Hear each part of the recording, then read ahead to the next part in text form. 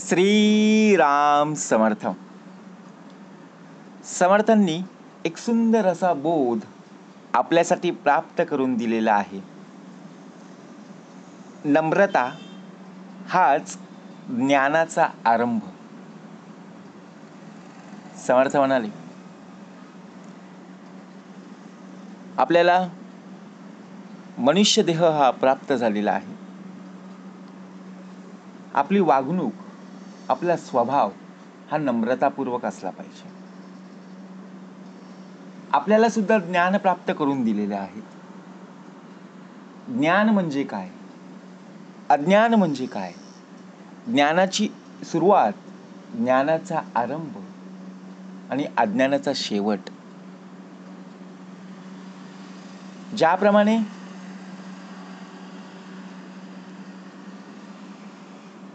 ज्ञान प्राप्त करण्यासाठी नम्रता आवश्यक आहे. समर्थ म्हणाले, आपण शाळेमध्ये जात असतो.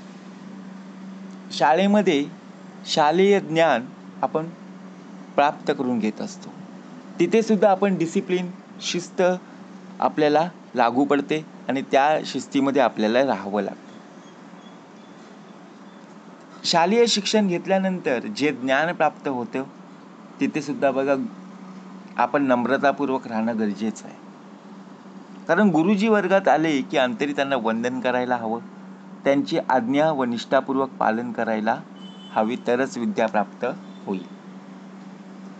हे आपल्याला ज्ञान आहे, ज्ञात आहे, तरी सुद्धा आपण अज्ञानासारखं वागत आहोत. माहीत असताना सुद्धा आपण बघा न माहीत असण्यासारखं वागत असतो. परंतु आपल्यामध्ये विनम्र व्यक्ती ज्ञानाला अधिक सहजपणे स्वीकारण्यास तयार असते. आपण आपले मित्र ज्याप्रमाणे बघा पाहत असतो, आपल्या मित्रांमध्ये काही मित्र विनम्र स्वभावाचे असतात, नम्रतापूर्वक असतात, आणि काही मित्र बघा प्रत्यक्षात डायरेक्टली बोलत असतात, लहान मोठे कोणीही पाहत नाही. आपण विचार करतो, अरे अशी मित्रसंगत बरी नाही. आपण पण आपल्या मनाला सुद्धा पटतं, परंतु आपण त्यांच्याच सोबत राहतो. मग संगतीने संगत वाढत जाते. बरोबर की नाही? समर्थ म्हणाले, कुणाच्या अंतरी लागेल धक्का, ऐसे वर्तणूक करू नका आणि कुणालाही बोलू नका. हा भाग आपला आहे हे धरून चालायचं. आपण कसे वागत आहोत, कारण एक बोट आपण त्यांच्याकडे करत असतो आणि 4 बोटही आपल्याकडे असतात. सुरुवात आपल्याकडून झालीच पाहिजे.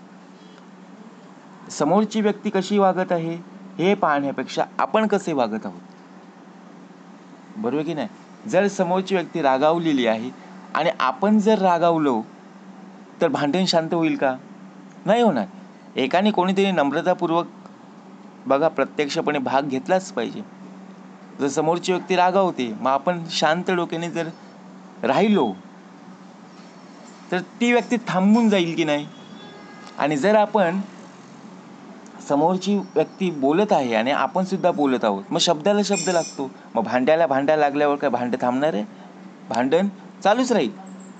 म्हणून आपल्यामध्ये विनम्र नम्रता नक्कीच हवी. दुसरा भाग समर्थांनी दिला, सहजपणे आपण स्वीकारण्यास तयार नसतो. ज्याप्रमाणे दुसऱ्यांकडून ज्ञान ग्रहण करण्यास उत्सुक असतो. आपण विचार करतो, अरे या व्यक्तीकडून आपण शिकलं पाहिजे, बरोबर की नाही? ही व्यक्ती कशी शिकली ते सुद्धा आपल्याला चांगल्या प्रकारे माहीत असणं आवश्यक. आता नम्रता म्हणजे काय, तर स्वतःच्या मर्यादा आणि कमतरता ओळखून दुसऱ्यांच्या ज्ञानाचा आदर करणे. आपण दुसऱ्यांचा ज्ञान पाहतो आणि त्यांचा अनादर करतो. त्यांच्याकडे काय माहिती आहे, त्यांच्याकडे काय ज्ञान आहे ते आपल्याला पाहणं गरजेचं आहे. परंतु आपण स्वतःच्या मर्यादा पण ओलांडतो आणि स्वतःची कमतरता पण ओळखून घेत नाही. आणि ज्ञानाचा आरंभ म्हणजे काय, तर ज्ञानाची वाटचाल सुरू करणं, ज्ञानाचा शुभारंभ. मस्तपैकी समर्थांनी बोध दिलेला आहे. एक राजा होता जो स्वतःला खूप विद्वान समजत होता. त्याला वाटत होतं की त्याच्यापेक्षा जास्त ज्ञानी आणि हुशार या महालामध्ये कोणी नाही. परंतु एके दिवशी एका भिक्षुकाने त्याला सांगितलं की राजा, ज्ञानाचा प्रवास हा नम्रतेतूनच सुरू होतो.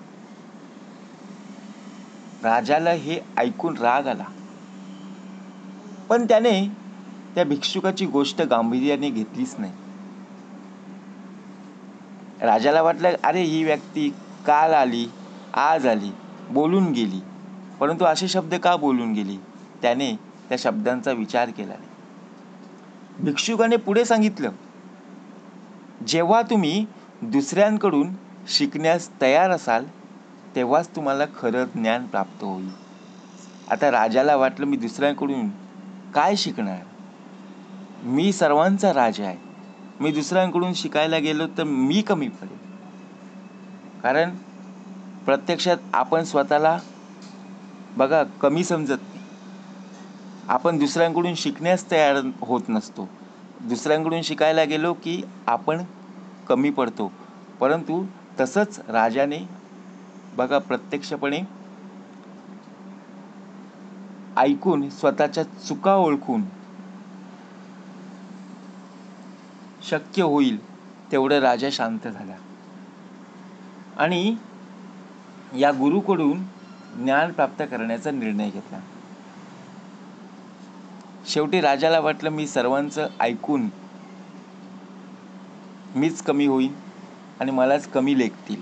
मग त्यापेक्षा राजांनी सर्व गोष्टी ऐकलं आणि स्वतःच्या चुका ओळखल्या की ही व्यक्ती का अशी बोलली.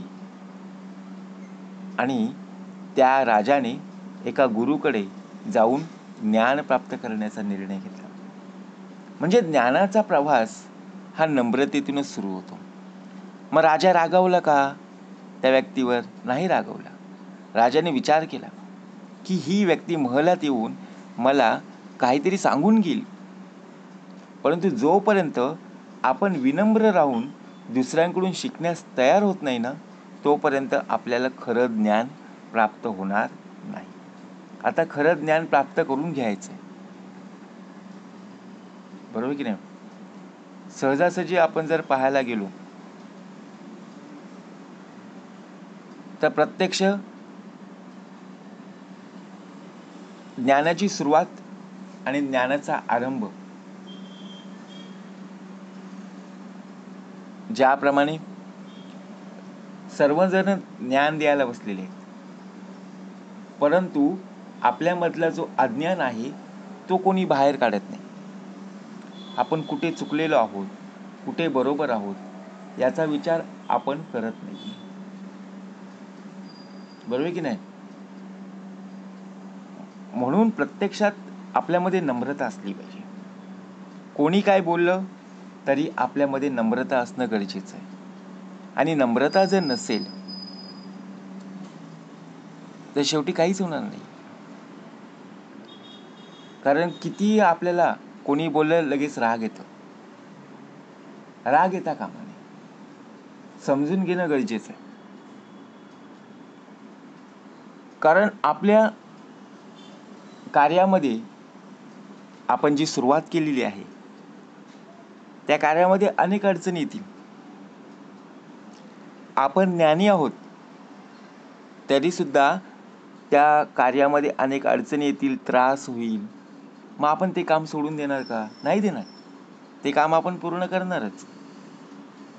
मग तसंच आहे, आपण आपल्या स्वभावामध्ये राग येणार, सुखदुःख येणार.